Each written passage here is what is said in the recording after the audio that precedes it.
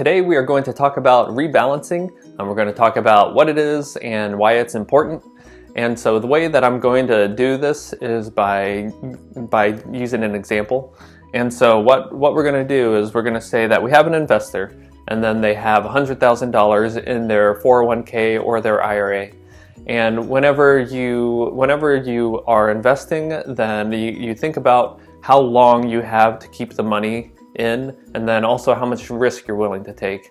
And so in our example, this person is going to say, I'm willing to put 60% of my money into the stock market and then 40% of my money into the bonds.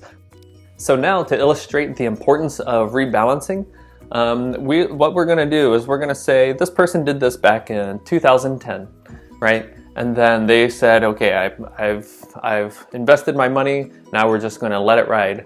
And so if we take this from 2010 and we fast forward to 2020, then this is what would happen.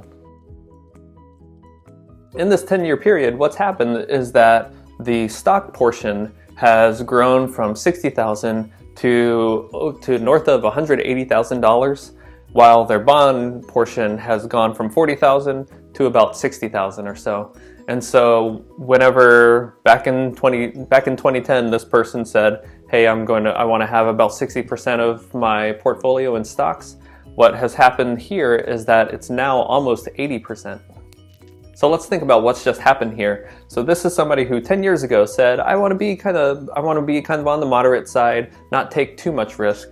But then by not touching their stuff and not rebalancing along the way, what has happened is that now 10 years later, they've actually taken a whole lot more risk, and that they're a lot more exposed to the ups and downs of the market. So that's why rebalancing is really important, because just from the risk perspective, wanting to make sure that as you're going along, you're not accidentally taking on more and more risk, and that you kind of keep it to what you had decided before, or possibly even more on the opposite direction, where as you go along you want to kind of dial down the amount of stock exposure that you have. I hope this illustration helps. I know that the 10-year period that we just picked out here was 2010 to 2020, and the majority of that, the stocks went up a whole lot. So in a way, you can kind of say this is an extreme scenario, but in another way, that's actually what happened.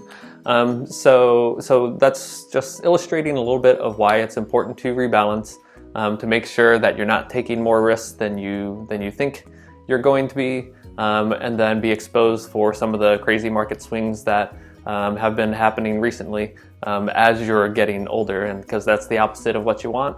And so hopefully that helps, and I will talk to you guys later. Thanks.